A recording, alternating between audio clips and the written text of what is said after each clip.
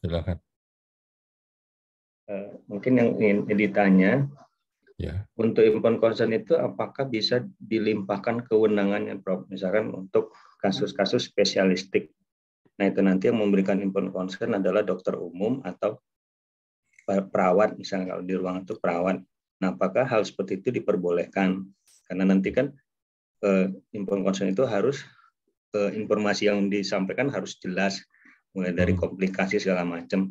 Nah, karena saya pernah pengalaman waktu koas itu, setelah kita inform consent, saat operasi tiba-tiba ada masalah, misalkan pengangkatan tumor ovarium. Ternyata setelah dibuka, tumor ovariumnya lengket di uterus sehingga harus di histerektomi. Nah, akhirnya keluarganya dipanggil ke ruang OK, kemudian diberikan inform consent ulang. Nah, yang saya tanyakan, apakah tadi Prof, apakah misalkan kayak kita di UGD pasien kraniotomi yang memberikan inform consent dokter umumnya, apakah hal seperti itu diperbolehkan? Terima kasih, Prof. Baik.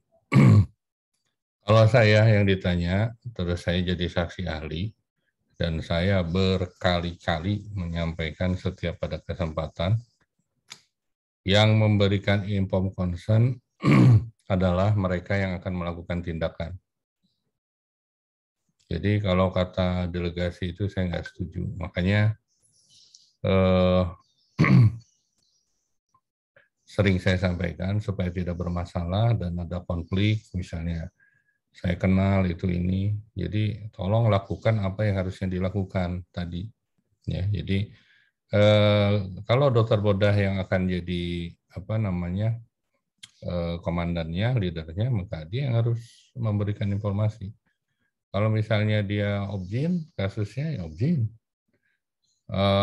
Itu tidak benar kalau itu didelegasikan ke dokter umum, apalagi ke perawat misalnya seperti itu, karena pasti penjelasannya tadi, dan harus memberikan penjelasan yang sedetil-detilnya, ya, supaya risiko itu pasien itu mengerti, gitu. Jangan sampai nanti mengertinya ketika di pengadilan, itu yang jadi masalah, ya. Gitu. Jadi nggak boleh sebetulnya. Tapi ya dalam hal pelaksanaannya, ya seperti yang Dokter Edi sampaikan. Dan itu nggak kapok-kapok, ya. Saya udah sering ngomong, saya bilang bodoh amat. Pokoknya nanti ketika saya diminta saksi ahli, saya akan mengatakan apa yang seharusnya dilakukan. Gitu. Oke. Cukup ya, Dokter Edi. Baik, Prof. Terima kasih, Prof. Oke. Jadi tolong disampaikan ini kepada yang lain, ya. Jadi selain Dokter Edi, yang lain juga, misalnya ada yang di rumah sakit, ya itu harus dilakukan. Ya. Baik, ini bisa dilihat ya slide-nya. Oke. Bisa, Prof. Bisa, Prof. Oh, ada yang dangdutan. Ini punya Pak Profesor Budi Sampurna, guru saya, dan slide ini sudah cukup tua. Tapi menurut saya, karena undang-undang praktek kedokteran ini masih berlaku, jadi saya masih relevan, maka saya masih gunakan slide ini. Ya. Ini tadi yang saya katakan, antara adanya kontrak terapeutik, ya, ada kaitan juga dengan etika mediko legal, maka profesionalisme ini menjadi pencegah, ya, dan pembelaan di dalam tuntutan hukum, dan juga menjadi pengaman, ya, bagi pasien. Gitu. Tadi saya katakan profesional itu terkait dengan kompetensi, di mana ujungnya adalah knowledge, pengetahuan, skill, keterampilan, dan attitude. Ya, ini tiga terintegrasi yang memang harus ada ya pada seorang dokter, karena dokter ini kan seorang profesional. Gitu. Oke, kita lanjutkan. Ini sistematikanya, ya, jadi ada, ya bukan ada, seringnya yang dituntutkan oleh masyarakat itu adalah malpraktek. Gitu. Padahal tidak ada di dalam KUHP, ya, tentang malpraktek. Nggak ada. Jadi kalau tentara nembak salah, malpraktek. Polisi nembak salah, malpraktek. guru ngasih pelajaran salah malpraktek karena profesional kan gitu. Nah jadi nggak ada gitu ya. Jadi malpraktek adanya juga negligence. Ya, negligence ini apa namanya kelalaian. Itu nanti akan kita ulas di bawah sekilas ya tentang negligence. Jadi nggak ada ya sekali lagi pasal tentang malpraktek. Eh, Sering memang pembuktiannya nanti dikaitkan dengan 4D ya. Adanya duty, kewajiban tadi, dereliction of duty, adanya pelanggaran dari kewajiban itu, adanya damage, kerusakan, adanya direct cause, ya. Hubungan antara damage dengan sebab dan akibatnya. Jadi keempat unsur itu yang sering jadi tolak ukur untuk kasus malpraktek gitu. Nah ini di dalam sistematika ini malpraktek dan ketidakpuasan pasien. Ini saya titipkan ya kepada yang hadir ini untuk ketika ada ketidakpuasan pasien, khususnya ketika Anda bertindak sebagai pemberi pelayanan kesehatan ya. Ketika ada ketidakpuasan pasien, sedikit pun jangan pernah diabaikan. Gitu. Ya, jadi misalnya ada keluhan, ada apa. Jadi semua harus jadi dokter yang baik itu adalah pendengar yang baik. Perawat yang baik adalah yang menjadi pendengar yang baik. Pimpinan yang baik adalah yang banyak mendengar, ya. Bukan banyak perintah. Ini kan sering diguyonin. Lu tuh katanya kalau jadi pimpinan kerjanya dua katanya. Kalau nggak perintah ya marah. Saya bilang salah lu. Ini antara kita gitu. Jadi adalah yang banyak mendengar. Jadi ketika ada ketidakpuasan, itu didengar sedikit apapun karena ini yang akan menjadi sumber masalah berikutnya. Termasuk ini kejadian di W kanan. Saya bilang jangan lari, jangan takut, tapi mendekat gitu. Ditanya apa sebetulnya yang terjadi gitu. Karena sebelum nanti ada orang lain yang masuk ya. Kan sekarang ini banyak tukang kompor, ya, tukang kipas, ada tukang siram bensin gitu. Jadi kalau nanti nabur bensin, dikipasin, jadi gede apinya. Gitu. Nah ini yang harus memang apa namanya dipahami. Yang berikutnya adalah pemahaman profesionalisme sebagai pencegah. Jadi ketiga unsur tadi yang saya sebutkan ini memang harus benar di apa namanya ya terintegrasi ya di dalam diri seorang profesional itu gitu. Dan akan terlihat sebetulnya mana yang tidak kompeten atau kurang kompeten gitu. Karena kompetensi kalau di kedokteran setahu saya itu sudah jelas diukur semua. Tapi saya tidak melihat itu di kebidanan dan perawat gitu. Walaupun ada di dalam undang-undang ya. Jadi 1 tahun yang lalu lah saya minta bimbingan S2 hukum seperti ini untuk mencari. Saya bilang ada nggak nih mengukur kompetensi? Nggak ada, mencari-cari sampai kemana-mana juga nggak ada. Ya seperti di kita, kalau di kita jelas ini 1, 2, 3, 3A, 3B, 4A, 4B, gitu. Itu nggak ada baik di perawat ataupun di bidan. Baik, kita lanjutkan. Ini ketidakpuasan pasien dan kaitannya dengan malpraktek. Ya. Kenapa? Ini kan akibat transaksi terapeutik yang berjalan dengan tidak baik, ya, sehingga memunculkan ketidakpuasan dan tuntutan. Udah deh, jangan nyoba-nyoba nanti ya panas dingin kalau udah diaduin itu. Panas dingin. Saya sih alhamdulillah enggak ya. Saya pernah juga dulu tahun 90 sekian ya, 97 ya kalau nggak salah. Itu sama kasusnya tapi Stephen Johnson syndrome.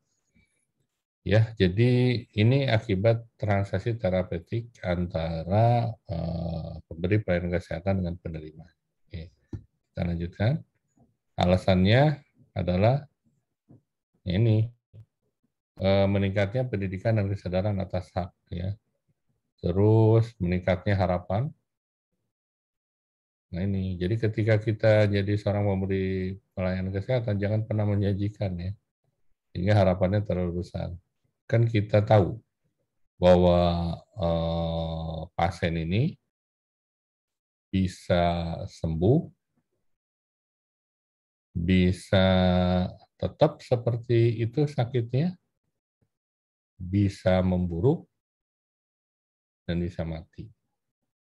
Dan itu harus disampaikan semua kepada pasien, apalagi untuk pasien-pasien yang sudah berat, ya, kronis, gitu, cancer atau DM yang sudah complicated, ya, dengan gangguan vaskuler dan sebagainya, tidak boleh memberikan harapan. Ya. Yang berikutnya komersialisasi, ya, ini kita masuk ke rumah sakit sudah diminta suruh bayar ya, di pendaftaran di apa tuh udah disuruh diminta ya seperti itu. Dan berikutnya adalah deprofesionalisasi.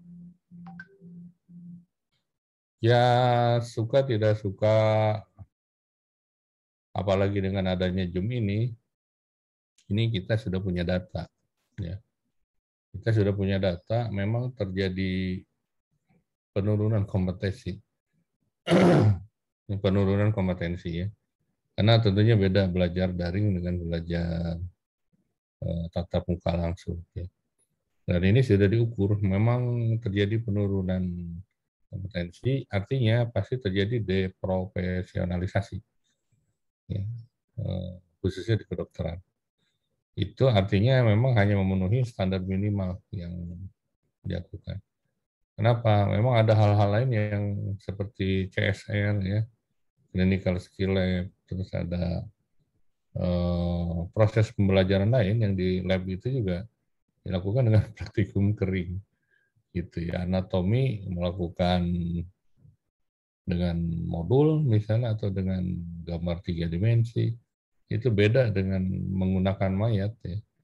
Saya dulu itu zaman saya kuliah 988 nih, itu kalau besok mau ujian anatomi itu sampai malam-malam tidur sama mayat, itu udah nggak ngerasa lagi itu mayat sih gitu, karena beda suasana dengan sekarang kan. Sekarang bisa banyak modul pembelajaran gitu.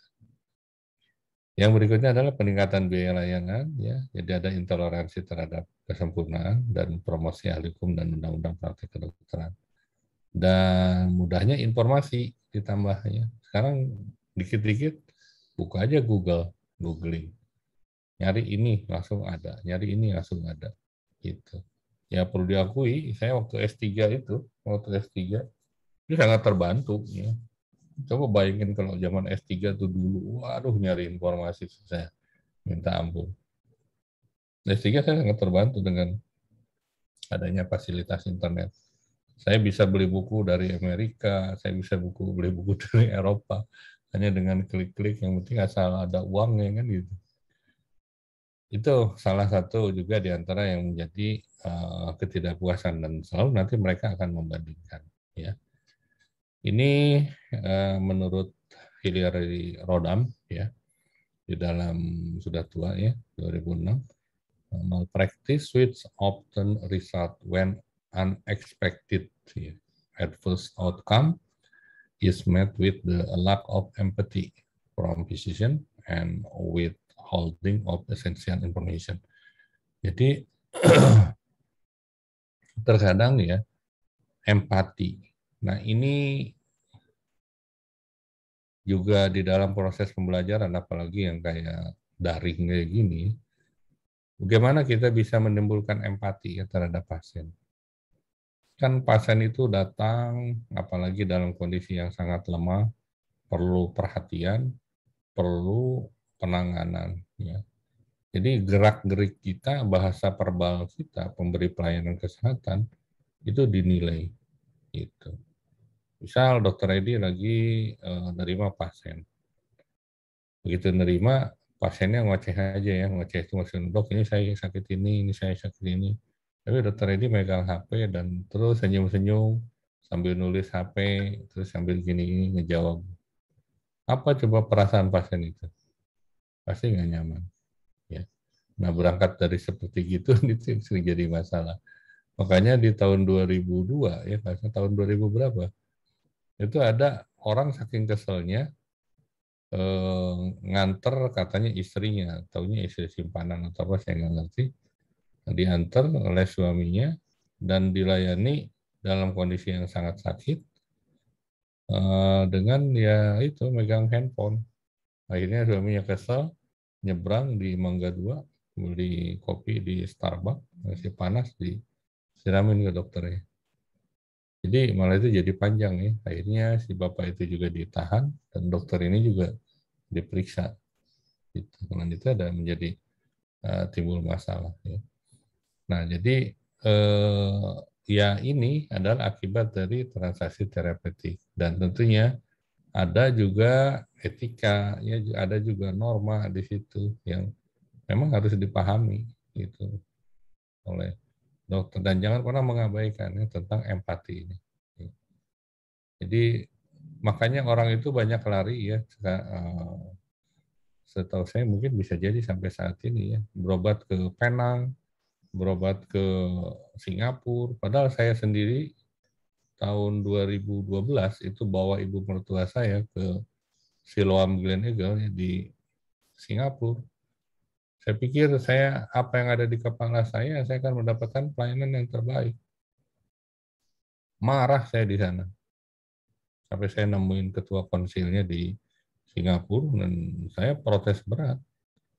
Saya bilang saya bawa ibu mertua saya ke sini, harapannya saya mendapatkan pelayanan yang terbaik, bukan seperti ini gitu. Nah ternyata sama sekali nggak ada empati. Ya. Padahal asal tahu aja di sana 4 hari ngeluarin uang tahun 2012 ya sekitar 250 juta. Itu nggak kaleng-kaleng artinya, dan saya protes berat saat itu karena pada saat akan dilakukan tindakan endoskopi itu kan dilakukan anestesi dan ibu mertua saya komplain begitu sadar kok tadi kayaknya kayak ditabokin katanya. Terus bicara ke istri saya, saya pikir apa iya kah saya bilang gitu. Tapi makin keras protesnya gitu. Apa jangan efek obat anestesi. Coba saya deketi, saya tanya, ternyata benar. Sampai akhirnya saya komplain sama manajemen dan saya minta ditangani saat itu dan saya minta ditemukan dengan dokternya. Jadi ngebangunin pasien dari efek obat bius itu memang luar biasa. Itu mau ditamparin. Ya ternyata perawatnya orang Filipina, ya, yang juga ya beda ya. Dan mungkin dia pikir nggak pada ngomong kali. Aduh, ampun. Protes ya, akhirnya ribut saya di rumah sakit itu. Saya bilang nggak ada, saya nggak cerita, saya akan terusin. Saya bilang. Akhirnya saya ketemu dengan itu dan sangat-sangat minta maaf. Dan saya bilang saya juga jadi pusing ya. Maksudnya kita mau dari berobat mau jadi ribut gitu. Ya akhirnya dia disuruh nulis pernyataan bahwa dia mengakui kesalahan dan tidak akan mengulangi. Gitu. Baik ya, selanjutnya ini faktor-faktor ya terkait dengan ketidakpuasan ini adalah kejadian yang tidak diharapkan, KTD ya, adanya perhatian yang kurang atau kompetensi yang kurang, tidak etis, lalai, violation, pelanggaran, mahal, fasilitas, sistem, dan lain sebagainya. Ini lingkaran setan sebenarnya, dan ini yang menunjang untuk terjadinya aduan-aduan ketidakpuasan tadi. Ya. Jadi berangkat dari ketidakpuasan tadi, jadinya suatu tuntutan. Ya. Ini kalau kita lihat ya teori dari Swiss ya. Jadi ini kan kita lihat. Jadi lempengan yang kuning-kuning ini adalah lempengan dari sis ya, keju. Coba perhatian, keju itu bolong-bolong. Gitu. Jadi kalau kita tarik garis ya, adverse event, jadi kejadian yang tidak diharapkan, ini ada semacam satu saluran ya, yang itu bisa jadi tadi dan banyak dipengaruhi oleh faktor-faktor di sekelilingnya. Artinya saya ingin menyampaikan bahwa multikausal ya, sehingga bisa menjadi, dan kalau kita mau, saya itu sebetulnya pernah diajak Pak Gub ya, Pak Arinal dalam di 2020-2021. Pak, kita buat rumah sakit internasional yuk, katanya. Terus saya bercandain, Pak Bos, saya bilang, emang punya duit dah? Ya, cerita, oh ngehina gua lu, katanya gua nggak punya duit. Bukan, saya bilang investasinya itu mahal. Saya bilang, yang kedua, siapa pasarnya? Kalau orang Lampung nggak laku, saya bilang gitu. Modalnya gede, nggak mungkin balik cepat, saya bilang. Ya tapi kan gini. Udah lu buatin konsepnya, saya buatin sampai hari ini nggak ditanya lagi. Ya udahlah. Saya bilang. Jadi artinya saya ingin sampaikan ya. Jadi kalau kita ingin memberikan pelayanan yang baik di rumah sakit, kita nggak usah buat rumah sakit yang gede-gede. Kita urai aja semua masalah-masalah yang ada ini. Itu kita urai, kita berangkat dari hal yang terkecil yang bisa kita lakukan untuk memberikan kepuasan. Nah, informasi yang saya dapat, ya mereka yang ke Penang, ya yang ke Singapura, justru yang pelayanan yang baik. Nah, dilalanya gitu, dan saya dapat yang nggak benar gitu. Padahal luar biasa mahal. Dan sombong, ya dokter-dokter di sana. Jadi nganggap orang Indonesia itu bodoh. Itu saya protes banget. Saya bilang, you are stupid. Saya bilang, you know, saya bilang stupid, you are medical doctor, stupid, very stupid. Merah mukanya, marah. Saya nggak peduli. Saya bilang, I'm a medical doctor. I am a leader of the medical council in Indonesia. Tapi tetap yang ngoceh-ngoceh. Ya stupid, udah tinggalin aja akhirnya. Kita keluar dan ya nggak lama akhirnya meninggal. Oke, kita lanjutkan. Ini most common root causes of the medical error ya. Ini diantaranya masalah komunikasi. Ya. Makanya kalau dokter Edi punya uang modal buat rumah sakit, nggak usah kecil-kecil. Pokoknya buat komunikasi yang bagus sih. Komunikasi itu tadi, jadi ada empati ya, memperhatikan, menyampaikan gitu. Jadi satu, adanya inadequate information flow ya. Dan harusnya sih sebetulnya di era digital ini harusnya bisa digital semua. Jadi ketika pasien itu akan ke rumah sakit, sudah janjian dengan dokternya di di web atau di fasilitas yang sudah sediakan, dan datang tidak nunggu terlalu lama, dan itu sudah dilakukan oleh BPJS ya. Gitu. Dan tinggal bagaimana ini di rumah sakit. Di rumah sakit itu kayaknya susah banget ya. Gitu. Yang kedua, human problem. Ya humannya ini, kadang-kadang orang itu ya tadi ngerasa dokter spesialis, ngerasa super paling pintar, padahal paling bodoh gitu. Kalau dilihat itu. Ya. Apalagi yang baru-baru lulus itu kadang-kadang so-soan gitu ya, karena baru ngerti seperti itu. Nah itu juga menurut saya sangat mungkin untuk terjadi masalah komunikasi ya. Jadi human problem. Terus ada patient related issue ya, jadi isu-isu terhadap pasien. Yang keempat, organization transfer of knowledge ya. Jadi semua harusnya informasi ini bisa dikemas dalam genggaman ya, dalam HP gitu. Jadi ketika kita akan ke dokter, kita akan ke rumah sakit, kita sudah melakukan pembayaran. Jadi di sana tinggal komunikasi dan harus jelas gitu bahwa dia dapat kesempatan berapa lama untuk komunikasi dengan dokter itu. Kita mau kadang-kadang kan datang cukup, datang 5 menit kasih resep pergi. Itu sebenarnya pada ngegrundel itu. Gitu. Mau bayar mahal dikit, tapi pasiennya banyak di luar diusir kan gitu. Itu yang juga yang jadi masalah sebetulnya. Yang kelima, staffing pattern ya, workflow tadi ya, information flow. Jadi kalau ini kemana, kalau mau periksa ini seperti apa, ada nggak di rumah sakit itu, kalau nggak ada, dia harus periksa di mana, berapa harganya.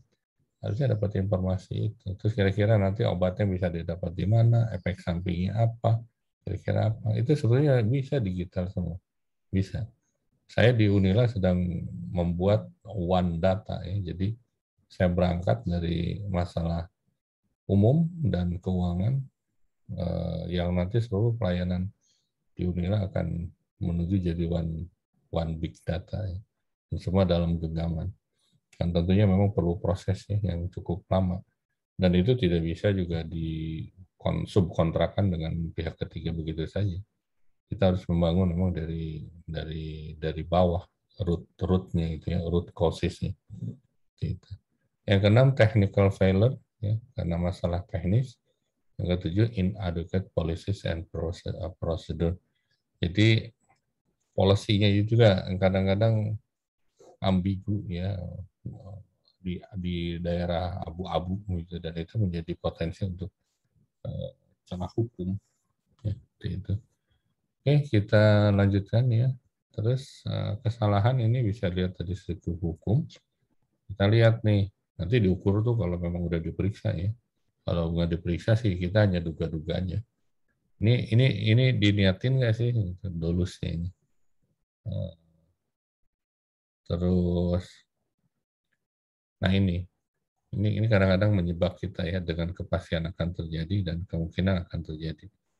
Jadi penyidik ini suka ngomong, dok ini sebetulnya dokter tahu nggak sih tentang penyakit ini, tentang tindakan yang dilakukan? Iya tahu. Oke, yang selanjutnya apakah memang semua tindakan yang dilakukan ini bisa menyebabkan kematian? Iya.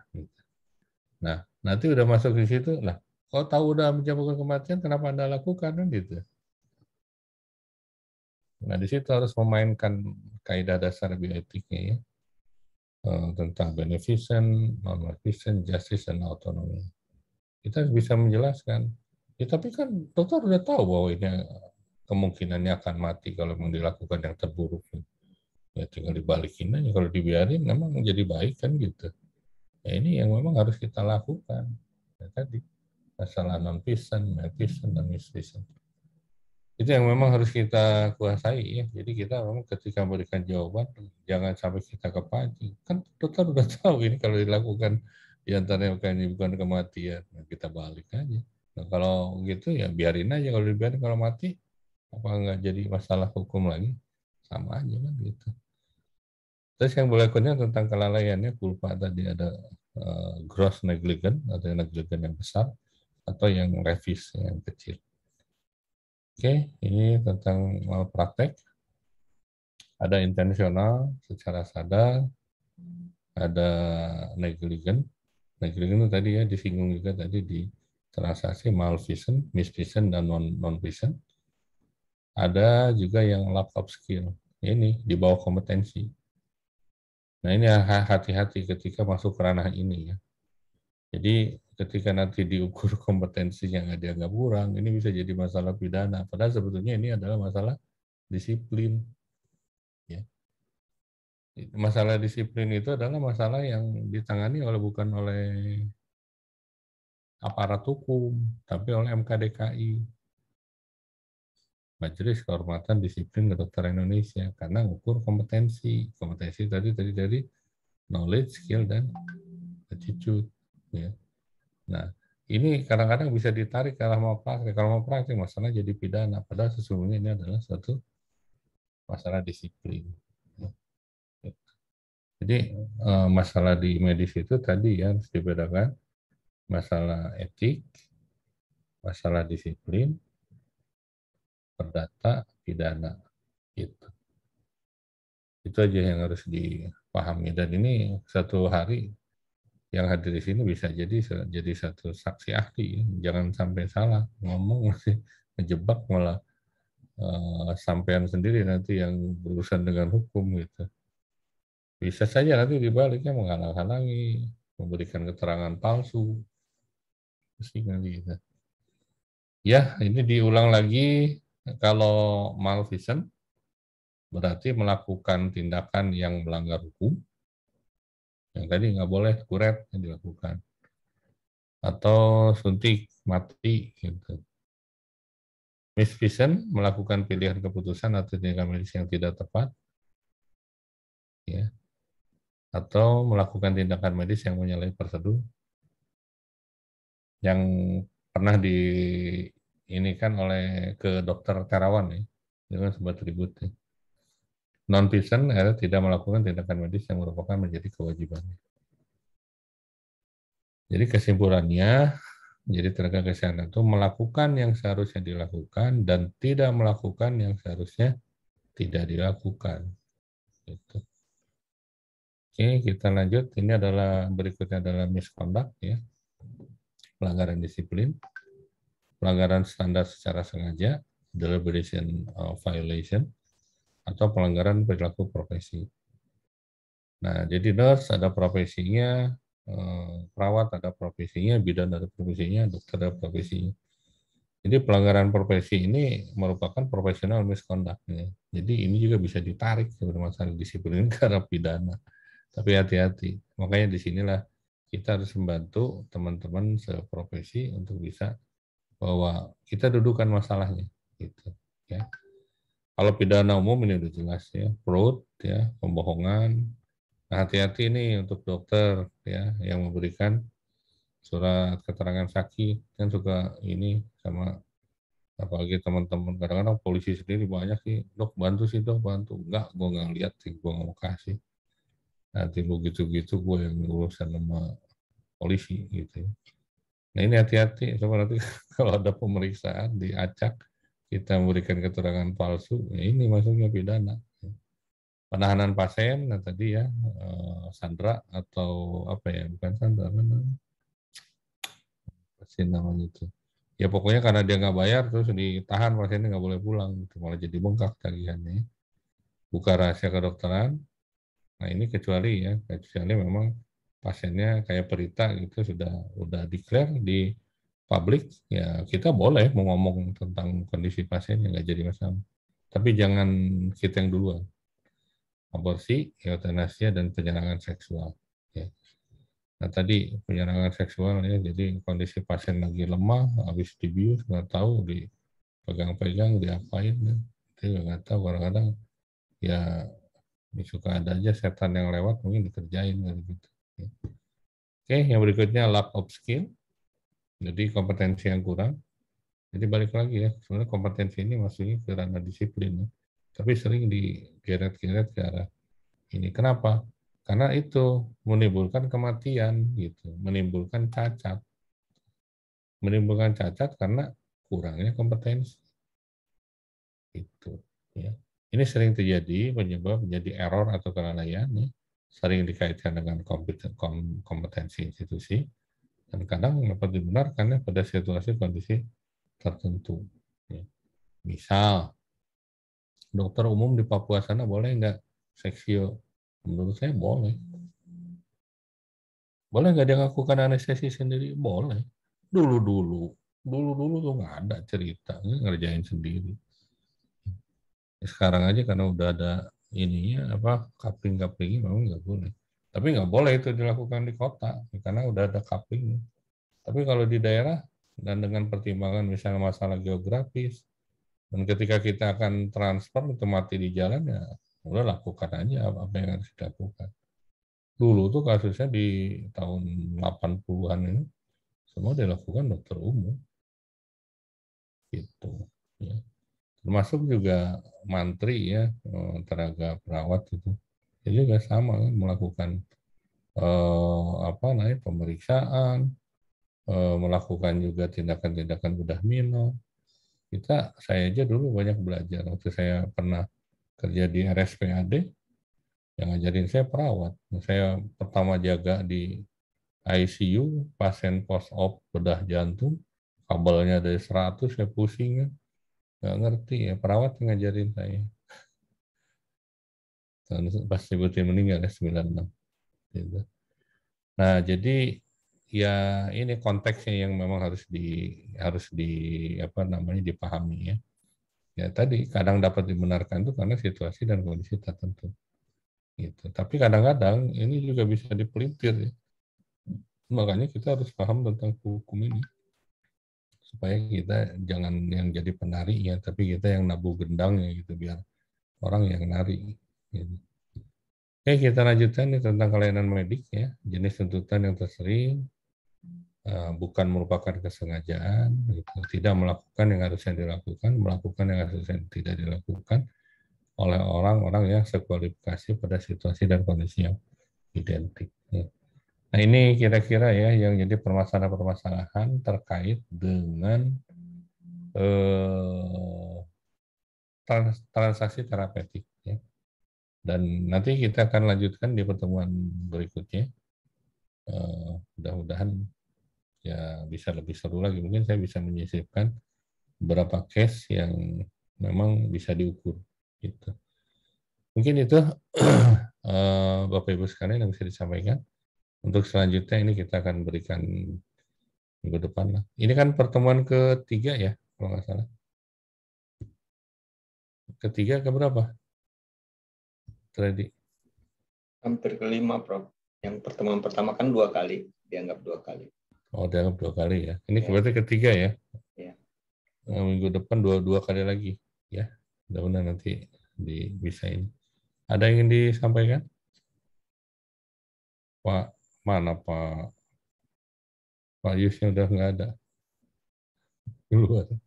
Pak Yus dalam perjalanan tadi. Perjalanan kemana? Oke. Cukup jelas ya. Ada yang mau ditanyakan? Saya berikan satu pertanyaan. Materinya, Prof. Materi. Oke. Nah, Prof, izin tanya sih yang mengenai mediator tadi, Prof. ya, monggo. Itu yang mediator tadi itu seperti apa? Bagaimana caranya? Kayaknya menggelitik juga itu, Prof, kalau bisa jadi.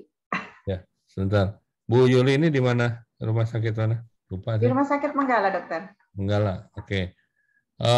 Bu Yuli ngehubungin dokter Dian Mauli ya, ketua EDI cabang.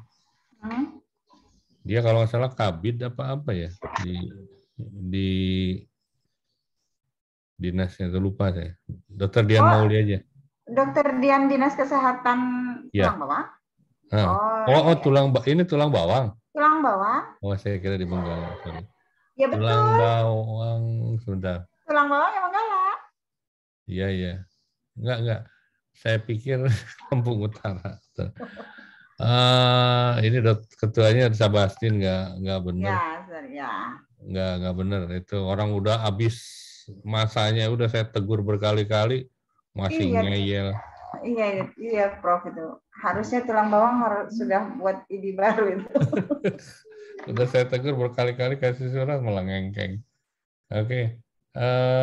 Dokter Yuli, Bu Yuli bisa ngobungin ini aja tuh. Sebentar. Ini yang terbaru ya. Yang terbaru Dokter Kadapi. Dokter Kadapi ini dokter anestesi di Abdul Muluk. Dia baru ikut pelatihan mediator ini. Nah, nanti komunikasi aja dengan Dokter Kadapi. Nomornya ada nggak, Ibu? Kalau ada. Edi punya, Prof. Nah, ke Dokter Edi. Ya, nanti hubungin. Di mana? Kalau zaman saya dulu, saya ujiannya 3 kali, Bu. 3 kali nggak lulus sama Pak Paki.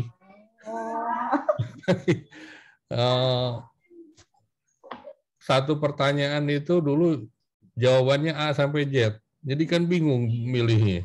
Bukan 5. Sampai 3 kali saya bilang, waduh ini gimana gue nggak lulus ini, malah 2014 dulu saya ikut. Itu prospektif, Bu. Prospektif. Dan sekarang banyak orang kesehatan, dokter atau dokter gigi yang berubah ini profesionalismenya jadi mediator. Dia menyerahkan namanya ke, kalau kesehatan dan umum ya, jadi semuanya, jadi ke Polda, ke pengadilan negeri, pengadilan tinggi, ke pengadilan agama, gitu. Jadi nanti ketika hakim itu memerintahkan untuk dimediasi, nanti tinggal milih, gitu. Siapa yang milih? Ini ya, klien ya, gitu. Mau dengan siapa, gitu. mau dengan Pak Edi gitu. Nanti dia oh-nya dengan Pak Edi. Nanti ada komunikasi. Sebab di sana nanti ada kaukus ya, ada tekniknya untuk apa namanya melakukan mediasi itu dan ada beberapa alternatif.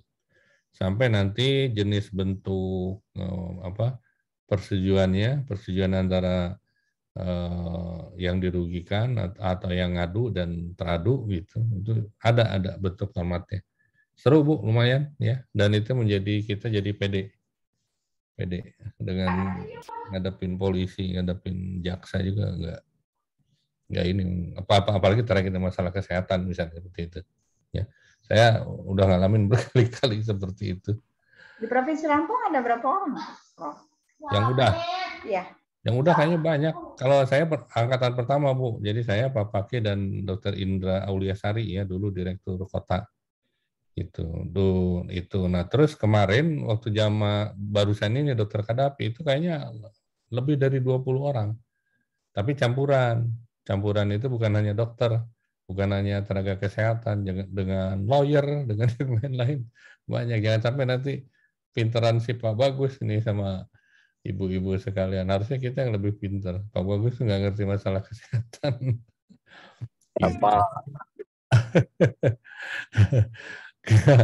Kadang-kadang ya itu ya apa namanya ya lebih seru lah. Pokoknya kalau udah bisa menguasai semua lebih pede ya lebih pede insya Allah. Itu karena pengetahuannya akan lebih luas dan nanti akan teruji. Jadi teruji itu ketika ada case itu ya ketika ada case. Oke.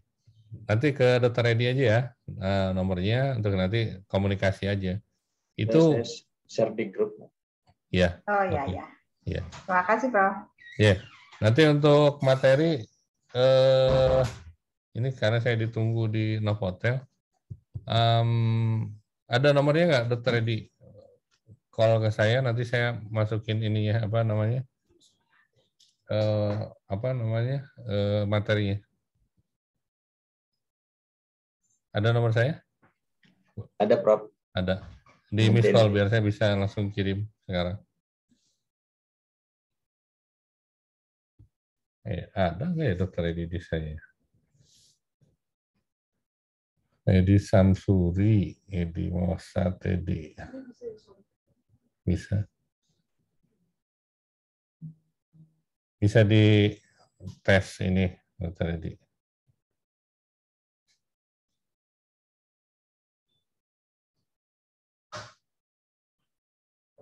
Maaf, Prof. Udah hilang, ganti HP. 0811 72 4890. 0811 72 72 4890. 890.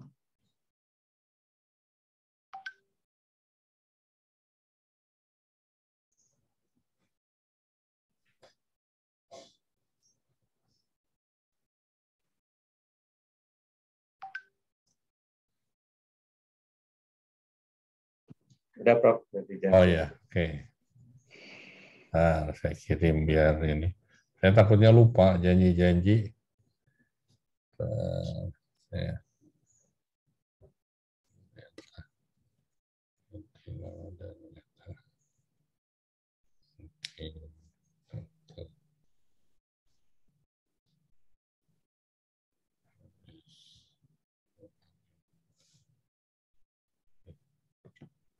kirim belum ya.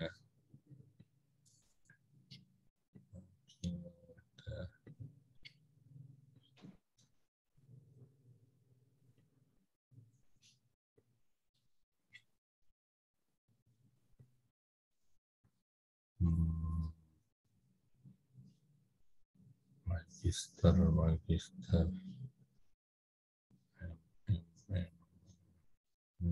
hukum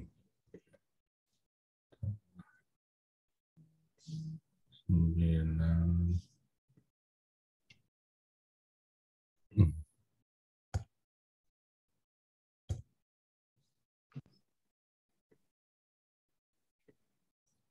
Udah satu ya, Dr. Edi. Sudah, Prof. Dan ini satu lagi. Ini yang kemarin. Terus udah. Sama mana tadi?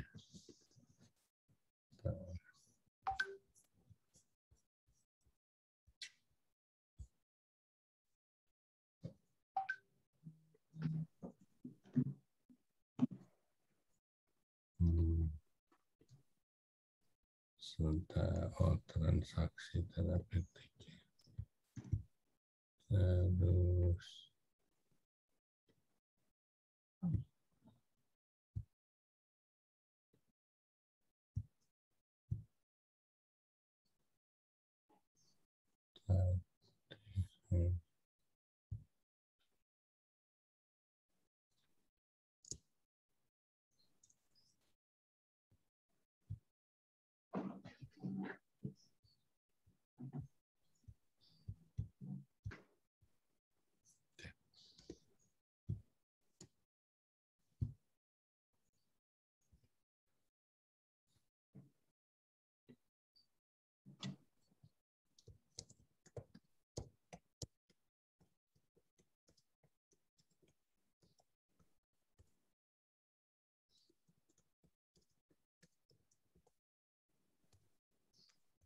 udah ya, Dr. Edi ya? Sudah, Prof. Oke. Makasih, Baik, Prof. makasih. Pak Yus yang muncul lagi. Itu namanya Husnul Khotimah, Pak. Baik semuanya, makasih ya. Sampai jumpa. Assalamualaikum warahmatullahi wabarakatuh. Waalaikumsalam warahmatullahi wabarakatuh. Izin ya.